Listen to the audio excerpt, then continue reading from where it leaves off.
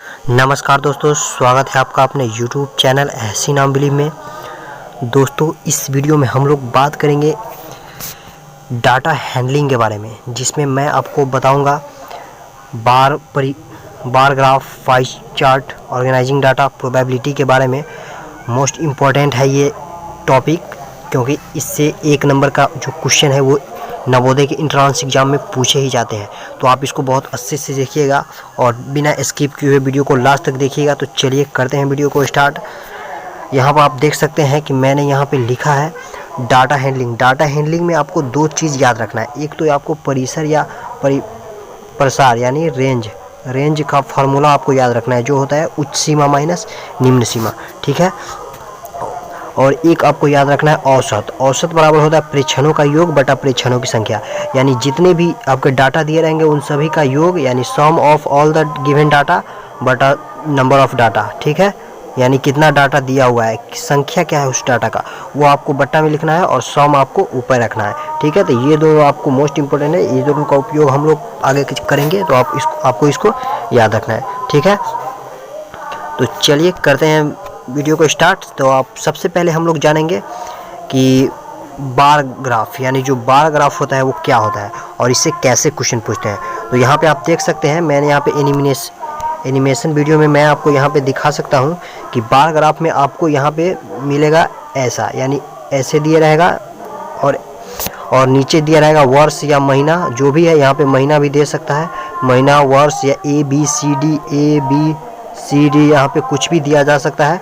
और आपको यहाँ पे जो छात्रों की संख्या या कोई भी जो मंथली इनकम या कुछ भी यहाँ पे देकर आपको यहाँ से देखिए जो यहाँ पे ट्रेन का ये कर रहा है। और आपको बार चार्ट में मिल जाएगा कि बार चार्ट में आपको ये मिलेगा कि यहाँ पे आपको दिया रहेगा एक आयत की तरह, ठीक है। तो आपको समझ जाना है कि ये बार चार्ट का मतलब यानी बार ग्राफ का क्वेश्चन है, ठीक है। तो आपको इसको बहुत ये डिफ़िकल्ट नहीं है, इसको आप आसानी से समझ सकते हैं, केवल आपको इसमें दिमाग का खेल है। तो चलिए मैं आपको बताता हूँ कि कैसे कैसे इसमें क्वेश्चन को बनाना है और ऐसे क्वेश्चन को कैसे सॉल्व करना है। तो देखिए दोस्तों, यहाँ पर हमको सबसे पहला जो क्वेश्चन पूछ रहा है वो क्या पूछ रहा है, किस वर्ष में छात्रों की संख्या सबसे ज़्यादा है। तो यहाँ पर देखिए ऑप्शन दिया हुआ है 2010, 2012, 2014 और 2011। तो ये यहाँ पे जो यहाँ का ऑप्शन दिया हुआ है, नीचे वाले का ऑप्शन दिया हुआ है, तो आपको छात्रों की संख्या सबसे ज़्यादा पूछ रहा है। तो यहाँ पे देखिए दोस्तों, ये जो है वो छात्रों की संख्या है, जो ये ऊपर में दिया गया है ये आपका छात्रों की संख्या दिया गया है, जो कि आपको यहाँ पे 10 दिया गया है, यहाँ पे 20, यहाँ पे 30 यानी 40, यानी जो इसको यहाँ पे इसके सामने जो भी होगा वो 10 छात्र के मतलब लिस्ट में आ जाएगा, और इसके सामने जो होगा वो 20 के लिस्ट में आ जाएगा, इसके सामने जो होगा वो 30 के लिस्ट में आ जाएगा, इसके सामने होगा वो 40 के लिस्ट में आ जाएगा, इसके सामने होगा वो 50 के लिस्ट में आ जाएगा। तो ये दोस्तों यहाँ पे आप देख सकते हैं, बहुत ही आसान है। यहाँ पे आपको सिर्फ समझना है कि देखिए यहाँ पे दोस्तों कह रहा है छात्रों की संख्या सबसे ज़्यादा किस में है। तो यहाँ पे आप देख सकते हैं कि यहाँ पे देखने से मिल रहा है कि यहाँ पे सबसे ज़्यादा आपको कौन लग रहा है, ठीक है। तो यहाँ पे आप देख सकते हैं, यहाँ पे सबसे ज़्यादा क्या है, 50 है, यानी इसका जो पैराग्राफ है, यानी जो इसका ग्राफ है वो सबसे ज़्यादा है 50, ठीक है। तो यहाँ पे जो इसका जो वर्ष है क्या है, 2014। तो इसका ऑप्शन यहाँ पे देखिए 2014 इसमें दिया है, यानी ऑप्शन सी करेक्ट हो जाएगा। तो दोस्तों इस तरह से इस क्वेश्चन को सॉल्व कर सकते हैं। चलिए नेक्स्ट क्वेश्चन यहाँ पे देख लेते हैं, क्या कह रहा है। यहाँ पे कह रहा है किन 2 वर्षों के छात्रों की संख्या समान है। तो यहाँ पे आप देख सकते हैं, आप इसको खुद से भी सॉल्व कर सकते हैं। यहाँ पे आप देखिए कि किस में यानी समान है। तो यहाँ पे आपको हमको खुद नज़र आ रहा है, यहाँ पे 2011 में 30 है और 2013 में 30 है, ठीक है। यानी 30 छात्र है 2013 में, इस दोनों का पैराग्राफ यहाँ पे सेम मिल रहा है। तो ये जो 2011 और 2013 यहाँ का आंसर क्लिक हो जाएगा। तो 4 का जो ऑप्शन है वो ऑप्शन सी करेक्ट हो जाएगा, ठीक है दोस्तों। तो यहाँ से आप समझ सकते हैं, बहुत आसान है। और तो आप इसको ऐसे क्वेश्चन को आप अपने बुक से, जो भी आप बुक को रखे हैं उसको एकदम अच्छे से यहाँ पे बना लीजिए, और जो भी प्रॉब्लम है आपको तो हमें कमेंट बॉक्स में बताएं, मैं उस प्रॉब्लम को सॉल्व कर दूंगा, ठीक है। तो चलिए अगला देखते हैं। अगला जो क्वेश्चन है हमारा वो क्या है, देखिए यहाँ पे अगला हम पढ़ते हैं यहाँ पे पाई चार्ट। यानी पाई चार्ट होता क्या है, ये पाई चार्ट या इसी को हम लोग बोलते हैं सर्किल चार्ट। इसमें आपको एक सर्किल दिया रहेगा और सर्किल में आपको बहुत सारे खंडा बनाए होंगे, यानी पार्ट बना दिया रहेगा, और उसमें इसका दिया रहेगा x, इसका y, यानी सब का अलग अलग दिया रहेगा, और आपको और टोटल दे दिया रहेगा, ठीक है। और आपको इसमें से किसी एक का पूछेगा। तो आपको कुछ नहीं करना है, बस मैं आपको जो बता रहा हूँ आप ध्यान से सुनिए, तो आपको एक बहुत क्वेश्चन एकदम आसान लगने लगेगा, ठीक है। तो चलिए यहाँ पे देखते हैं। कह रहा है निम्न पाई चार्ट में यदि परिवार की मासिक कुल आय 2000, यानी मासिक कुल आय, यानी कुल आय दिया हुआ है, मतलब ये टोटल दिया हुआ है कितना, देखिए यहाँ पे 20,000 दिया हुआ है। ऐसे क्वेश्चन में आपको ऐसे मिलेगा, यानी टोटल हमेशा दिया रहेगा, ठीक है। तो आपको टोटल यहाँ पे लिख लेना है 20,000, ठीक है। उसके बाद यहाँ पे कह रहा है वह परिवार शिक्षा की कितना खर्च करता है। तो यहाँ पे देखिए मैंने आपको बताया कि सभी का पार्ट अलग अलग दिया रहेंगे। तो यहाँ पे देखिए शिक्षा का पार्ट है वो 80 डिग्री है, और अन्य है, शिक्षा का पार्ट है वो 80 डिग्री है, अन्य का जो है वो 80 डिग्री है, कपड़े का वो 40 डिग्री है, और ये जो है घर का वो किराया है वो 70 डिग्री है, और भोजन का है वो, भोजन का यहाँ पे देख सकते हैं आप, भोजन का जो दिया हुआ है वो कितना दिया हुआ है यहाँ पे 20 यानी 90 डिग्री दिया गया है, ठीक है। तो यहाँ पे आप 90 डिग्री दिया हुआ है भोजन का। तो आप यहाँ पे कैसे बनाइएगा क्वेश्चन को, कैसे सॉल्व कीजिएगा, तो देखिए दोस्तों आपको कुछ नहीं करना है, बस आपको यहाँ पे देखिए 80 डिग्री दिया हुआ है, यानी पूछ रहा है शिक्षा पर कितना खर्च होगा। तो यहाँ पे 80 डिग्री शिक्षा दिया हुआ है, ठीक है, 80 डिग्री। और आप जानते होंगे कि सर्किल के जो सेंटर होता है, सर्किल के सेंटर पर कितना डिग्री का कोण बनता है, 360 डिग्री का कोण बनता है। तो आपको सीधा 360 से यहाँ पे भाग देना है, यानी और जो 20,000 है उससे आपको गुना कर देना है, ठीक है। तो यहाँ पे आप काट लीजिएगा, इसका 1 जीरो से 1 जीरो कट जाएगा, ये 4 मरतबे, ये 9 मरतबे, और ये कट जाएगा 9 दूना 18, 9 दूना 18, 9 दूना 18, 9 दूना 18 पॉइंट में समथिंग आएगा। और आप इसको गुना कीजिएगा, और ये 4 2 मरतबे कटेगा, और यहाँ से 2 सबको गुना कीजिएगा तो आपका 4 4 4 4 यानी 4,444 आपका आंसर आ जाएगा। तो दोस्तों यहाँ पे देखिए मैंने इसको बहुत अच्छे से बना दिया है। अगर आपको समझ में नहीं आया तो आप इसको बैक करके देख सकते हैं। ये बहुत आसान है एकदम, आपको सिर्फ समझने के फिर है। और एक क्वेश्चन यहाँ से ऐसे भी पूछ सकता है 80 डिग्री, यानी डिग्री दिया रहेगा तो आप क्या चीज़ से भाग दीजिएगा, 360 से। अगर मान लीजिए कि 80% दिया है, 80% दिया है, ठीक है, तो 80% दिया है, ये अगर मान लीजिए 80% है, ये 20% है, ये 10% है, ये 20% है, ये 10% है, तो आपको पूछेगा शिक्षा क्या है। तो आप सीधे 80/% अगर दिया है तो 100 से भाग कीजिएगा और गुना कीजिएगा टोटल, यानी टोटल कितना है 20,000 से। तो और इस तरह से आप अगर परसेंट है तो आप 100 से भाग देकर, और डिग्री है तो 360 से भाग देकर, और टोटल से गुना करके आप उसका निकाल सकते हैं। और एक तरह से तो चलिए मैं आपको यहाँ पे बता देता हूँ भोजन का कितना होगा। तो पूछेगा अगर कि परिवार शिक्षा पर कितना खर्च करता है, तो अगर पूछा परिवार भोजन पे कितना खर्च करता है, तो भोजन का दिया है 90/360, और टोटल कितना है, यानी टोटल है 20,000। तो यहाँ पे आप इसको सॉल्व करके 4 हो जाएगा, 4 पंचे 20 यानी 5,000 हो जाएगा। तो आप यहाँ से इसको आंसर मार सकते हैं। तो ऐसे ही क्वेश्चन को आप सॉल्व करिए आराम से। अगर कोई भी प्रॉब्लम है तो आप कमेंट बॉक्स में बताइए कि मुझे सर ये प्रॉब्लम है, तो मैं उसको सॉल्व करके बता दूंगा। और वैसे मैं व्हाट्सएप ग्रुप में, मतलब जो डिस्क्रिप्शन है उसमें मैं अपना व्हाट्सएप नंबर दूंगा। अगर आपको कोई भी प्रॉब्लम है तो आप व्हाट्सएप पे मैसेज कर सकते हैं, ठीक है। तो चलिए आगे जानते हैं ऑर्गेनाइजिंग डाटा। तो ऑर्गेनाइजिंग डाटा होता क्या है, तो इसमें आपको डाटा दिया रहेगा, बहुत सारे ऐसे डाटे दिए रहेंगे ऐसे, यानी यहाँ पे आप देख सकते हैं कि बहुत सारे डाटा दिया हुआ है।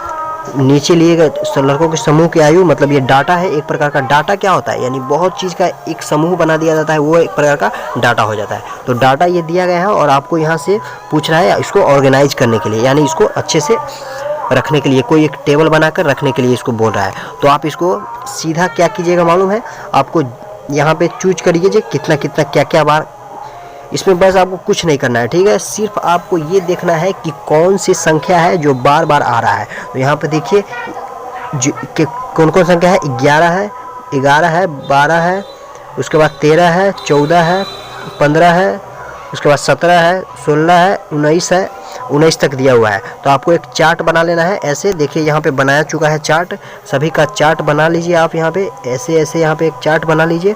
और उसका जो होता है वो 11 लिखिए पहले, आयु वर्षों में, जो आयु दिया गया है तो आयु वर्षों में लिखिए। उसके बाद जो दिया है वो सब यहाँ पे लिख लीजिए, और कितना है उसका संख्या। तो 11 वर्ष के कितना है यहाँ पे आप इसमें गिन लीजिए। 11 का 1 है तो यहाँ पे 1 लिखिए। 12 का कितना है इसमें देख लीजिए कितना है 12, 1 2 3 है तो यहाँ पे आप 3 लिखिए। उसके बाद यहाँ पे 13 के सभी को इसी तरह से आप गिन के इसमें से यहाँ पे आप लिख लीजिए, और उसका एक मिलान चीज डाल दीजिए, और सभी को सम यानी योग करके यहाँ पे आप लिख दीजिए। तो यही आपका हो जाता है ऑर्गेनाइजिंग डाटा। तो ये बिल्कुल आसान है, इसको ज़्यादा आपको समझने की कोई ज़रूरत नहीं है, क्योंकि ये ज़्यादा समझने लायक है नहीं, इसको आप देख कर भी बना सकते हैं और आपको आते भी होंगे। अगर आप अच्छे से पढ़ते हैं तो ये आप जानते भी होंगे। और मिलानची में होता है 1 को ऐसे लिखा जाता है और 2 को इतना और 3 को 3 बार, 4 को 4 बार और मोस्ट इंपॉर्टेंट 1 को 5 को एक बार काट दिया जाता है। तो ये आप याद रखिए कि ऐसे ऐसे करना है आपको, यहाँ पे ऑर्गेनाइज करना है डाटा को। एक क्वेश्चन और लेकर मैं आपको समझा देता हूँ। चलिए यहाँ पे देख लेते हैं। यहाँ पे देखिए कह रहा है नेक्स्ट, यहाँ पे जो क्वेश्चन है वो कह रहा है कक्षा 8 के 7 विद्यार्थियों द्वारा गणित में प्राप्त किए गए 50 में से निम्नलिखित अंकों पर विचार कीजिए। ये अभी डाटा दिया गया है, तो कभी कभी जो बहुत डाटा दिया है तो आप बहुत डाटा को तो एक एक करके नहीं लिख सकते हैं ना, तो उसको हम लोग क्या बोलते हैं, वर्ग अंतराल के रूप में, यानी जो होता है ना उसका क्या बोलते हैं, उसको स्क्वायर यानी सेक्टर के रूप में उसको बांट देते हैं। 0 से 10, 10 से 20 में कितना है, 20 से 30 में कितना है, 30 से 40 में कितना है, और जो मैक्सिमम तक होता है उसका हम लोग निकाल लेते हैं यहाँ पे। तो यहाँ पे देखिए, यहाँ पे जो दिया गया है वर्ग अंतराल यहाँ पे निकाल लिया है। वर्ग अंतराल यहाँ पे 0 से 10, 10 से 20 ऐसे भी आप कर सकते हैं। और उसमें आप सिलेक्ट कीजिए कितना बारंबारता उसका दिया है, यानी बारंबारता का मतलब कितना बार वो आया है, ठीक है। यानी लड़कों की संख्या बारंबारता वही होता है, और उसके बाद वो जितना बार आया रहेगा उसका मिलानची से आप लिख लीजिएगा। अगर 21 बार आया है तो 1 2 3 4 5 ऐसा 4 बार और 1 लिख लीजिएगा, तो ये हो जाएगा, ठीक है। तो उम्मीद करता हूँ कि ये आपको समझ में आ गया होगा। अगर आपको कोई भी प्रॉब्लम है तो आप कमेंट बॉक्स में बताइए, ठीक है। उसके बाद मैं उसको सॉल्व कर दूंगा। तो अब हम जानते हैं मोस्ट इंपॉर्टेंट प्रोबेबिलिटी। प्रोबेबिलिटी बहुत ही इंपॉर्टेंट है, इसको आपको अच्छे से ध्यान रखना है, ठीक है। तो प्रोबेबिलिटी को हम लोग PE से डिनोट करते हैं, ये आप याद रख लीजिए। और प्रोबेबिलिटी के जितने भी संभव और असंभव परिमाणों का अंकों का योग होता है वो 1 होता है। और संभव परिणाम यानी अगर संभव घटना है, यानी पूछेगा कहीं भी अगर पूछ दिया कि संभव घटना है तो उसका प्रायिकता क्या होगा, तो उसका प्रायिकता 1 होता है। और असंभव घटना है उसका प्रायिकता क्या होता है, वो 0 होता है। और संभव प्लस असंभव घटना का योग जो होता है वो 1 के बराबर होता है। यानी जितने भी हम प्रायिकता निकालेंगे, प्रायिकता में जितने भी हम लोग प्रायिकता जितने भी चीज़ का निकालेंगे उस सभी का योग जो होगा वो 1 होगा। तो ये क्वेश्चन इंपॉर्टेंट है कि संभव घटना की प्रायिकता क्या होता है और असंभव घटना की प्रायिकता होता है तो क्या होता है, संभव का 1 होता है और असंभव का 0 होता है। और सभी जो प्रायिकता निकालेंगे उसका योग कितना हो जाएगा, 1 हो जाएगा। तो ये मोस्ट इंपॉर्टेंट है, इसको आप याद रखिए अच्छे से। चलिए यहाँ पे देख लेते हैं कि इसका फॉर्मूला क्या होता है। तो P बराबर, इसको हम लोग P से डिनोट करते हैं, घटना के प्रदर्शित बिंदुओं की संख्या यानी नंबर ऑफ इवेंट, यानी कितना बार वो घटना घटा है, यानी जो घटना निकला है वो कितना बार घटा है, ठीक है। उसके बाद कह रहा है प्रदर्शित स्मृति में प्रदर्शित बिंदुओं की संख्या, यानी जो number of sample space total कितना है। यानी मान लीजिए कि अगर एक सिक्का है तो एक सिक्का में हम उछालेंगे तो कितना संख्या उसमें आ सकता है, तो संख्या उसमें सिक्का को उछालेंगे तो ऑब्वियसली कि उसमें हेड या तो टेल आएगा, तो नंबर ऑफ इवेंट कितना हो जाएगा, मान लीजिए नंबर ऑफ सिंपल स्पेस यानी टोटल सिंपल स्पेस कितना, तो 2 हो जाएगा, ठीक है। क्योंकि एक सिक्का को उछालने पर 2 से ज़्यादा उसमें नहीं आ सकता है, तो नंबर ऑफ सिंपल स्पेस यानी टोटल जो घटना है वो 2 घट सकता है। और आपको अगर पूछ दे कि हेड आने की प्रायिकता क्या है, तो हेड आने की प्रायिकता यानी हेड कितने बार आ सकता है, तो हेड एक ही बार ना आएगा, या नंबर ऑफ पूछ देगा कि टेल, तो वो भी एक ही बार ना आएगा। तो अगर पूछ दिया तो फॉर्मूला आप लगा दीजिए सीधा NE/NS, और NE आप निकाल लीजिए। मैंने आपको बताया कि NE कैसे निकालना है और NS भी कैसे निकालना है। तो चलिए यहाँ पे देखते हैं। अगर तो सबसे पहले आप जानिए कि NS कैसे निकालते हैं, ठीक है। तो मान लीजिए कि आपको एक सिक्का उछालना है, तो सिक्का में टोटल कितना है, 2 आ सकता है।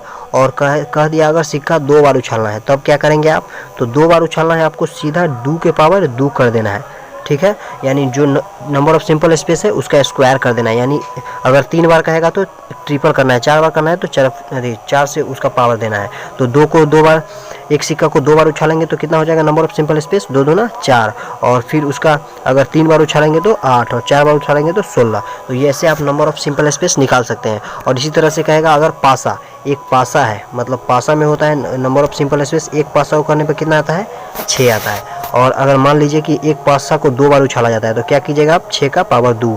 अगर 3 बार उछाला जाता है तो 6 के पावर 3, और 4 बार उछाला जाता है 6 के पावर 4। तो ऐसे आप यहाँ से इसका नंबर ऑफ सिंपल स्पेस निकाल सकते हैं। और इसी तरह से अगर ताश का दिया रहेगा तो ताश का आपको नंबर ऑफ सिंपल स्पेस याद रखना है, कितना होता है, वो 52 होता है। क्योंकि ताश की गड्डी में जो होता है वो पत्तों की संख्या 52 होती है, ठीक है। तो आपको ऐसे NS याद रखना है। और NE कैसे निकालना है, तो NE आपको सवाल के अनुसार निकालना है कि क्या क्या हमको दे रहा है निकालने के लिए, तो वो आप उससे निकाल सकते हैं। ये मैं यानी आपको सवाल बताकर मैं आपको बता दूंगा, ठीक है। और यहाँ पे देखिए पी है जो असंभव है और पी है जो संभव है, मतलब घटित न होने की प्रायिकता को पी ई डैश से और घटित होने की प्रायिकता को पी ई से, और पी ई डैश बराबर क्या होता है 1 माइनस यानी पी ए, घटित होने की प्रायिकता और अघटित होने की प्रायिकता का योग कितना होता है 1 होता है। तो यहाँ से आप भी देख सकते हैं। और यहाँ पे ये देखिए है मैंने एक यहाँ पे मेंशन करके रखा हुआ है यहाँ पे कि यहाँ पे ताश की गड्डी में कितने होते हैं 52 पत्ते होते हैं। तो मैंने अभी आपको बताया कि नंबर ऑफ सिंपल स्पेस ताश की गड्डी में 52 हो जाएंगे। 4 प्रकार के पत्ते होते हैं, एक होता है हुक्कुम होता है, लाल पत्ता या हार्ट होता है, एक चीरी क्लब होता है, एक होता है ईंट डायमंड होता है। प्रत्येक में 13 पत्ते होते हैं, यानी प्रत्येक के अलग अलग 13 चौका 52 हो गया, यानी 13 को 4 से मल्टीप्लाई करेंगे तो 52 हो गया। और सब अलग अलग 13 पत्ते हैं और 4 पत्ते चेहरे वाले होते हैं। 4 पत्ते चेहरे वाले होते हैं, तो 4 पत्ते चेहरे वाले होते हैं एक में, यानी हुक्कुम में 4 पत्ते चेहरे वाले हो गए। तो लाल पान और चीरी और ईंट सभी मिलाकर कितने हो गए, यानी 16 पत्ते होते हैं वो चेहरे वाले होते हैं, ठीक है। उसके बाद यहाँ पे आपको बादशाह मिल जाएंगे, बादशाह 4 होते हैं। बेगम मिल जाएंगे, बेगम 4 होते हैं। गुलाम मिल जाएंगे, गुलाम भी 4 होते हैं। इक्का भेज जाता है 4 होता है, यानी जो इसमें है यानी जो total number of sample space वो हो जाएगा 52 हो जाएगा। तो चलिए अब कुछ क्वेश्चन को यहाँ पे उम्मीद करता हूँ कि आप समझ गए होंगे। तो चलिए कुछ क्वेश्चन के द्वारा इसको देख लेते हैं। यहाँ पे जो पहला क्वेश्चन है हमारा कह रहा है 2 सिक्कों को एक साथ उछालने पर 2 शीर्षों आने की प्रायिकता क्या होगी। तो मैं यहाँ पे सबसे पहले आपको नंबर ऑफ सिंपल स्पेस निकालना है, ठीक है। तो क्या कह रहा है 2 सिक्कों को एक साथ उछालने पर, तो 2 सिक्कों को उछालने पर क्या करेंगे 2 के पावर 2 यानी 4 हो जाएगा। नंबर ऑफ सिंपल स्पेस 4 हो गया। पहला उछालने पर 2 शीर्ष आने की प्रायिकता, तो यहाँ पे देख सकते हैं कि नंबर ऑफ यदि मतलब इवेंट कितना हो जाएगा यहाँ पे 2 सिक्कों 2 शीर्ष आने पर, तो क्या एक हेड आएगा, एक हेड टेल आएगा और एक टेल आएगा और दूसरा टेल हेड आएगा, ठीक है। तो यहाँ पे देख सकते हैं आप कि कह रहा है 2 शीर्ष आने की क्या प्रायिकता है। तो यहाँ पे 2 शीर्ष यानी हेड 2 शीर्ष आने की, तो एक बार आ रहा है 2 शीर्ष और बाकी में नहीं आ रहा है। तो इस तरह से आप निकाल सकते हैं कि नंबर ऑफ इवेंट कितना हो गया, नंबर ऑफ इवेंट एक बार आ रहा है तो 1 हो जाएगा, और नंबर ऑफ सिंपल स्पेस कितना हो जाएगा वो 4 है। तो नंबर ऑफ यदि पी बराबर क्या होता है, पी ई बराबर होता है एन ई बटा एन एस, तो यहाँ पे 1/4 इसका आंसर हो जाएगा। यहाँ देख लीजिए यहाँ पे इसका ऑप्शन करेक्ट हो जाएगा। यही पूछ दिया रहता, इसी क्वेश्चन में अगर पूछ दिया रहता कि 2 टेल आने पर, 2 शीर्ष यानी 2 टेल आने पर, यहाँ जो क्वेश्चन अगर को आपको बदल दिया रहेगा कि 2 शीर्ष के बदला 2 टेल दे रहेगा, ये 2 हेड अगर दिया है तो ठीक है, अगर 2 टेल रहेगा तो उसका भी 1/4 होगा, क्योंकि टेल भी 2 एक ही बार आएगा। और पूछ दिया कि एक हेड, तो एक हेड देखिए यहाँ पे हेड टेल और हेड टेल हेड और टेल, तो यहाँ पे एक हेड है, यानी इसमें भी एक हेड है, इसमें भी है, इसमें भी है, तो यहाँ पे 3/4 हो जाएगा इसका आंसर, ठीक है। और पूछ दिया 3 टेल, तो एक इसमें भी है, एक इसमें भी, इसमें भी, तो 3 टेल आने का भी प्रायिकता यानी 2 सिक्का को उछालने पर 3/4 हो जाएंगे। और अगर पूछ दिया कि 2 टेल आने पर तो 1/4 हो जाएंगे। तो मैंने इसको बहुत सारे क्वेश्चन, एक क्वेश्चन में मैंने आपको यहाँ पे बहुत सारे क्वेश्चन को बता दिया है। तो यहाँ पे आप देख सकते हैं अगला क्वेश्चन 2 सिक्कों को एक साथ उछालने पर 1 शीर्ष आने की प्रायिकता, तो एक शीर्ष आने की प्रायिकता तो क्या हो जाएगा 3/4 हो जाएगा, ठीक है।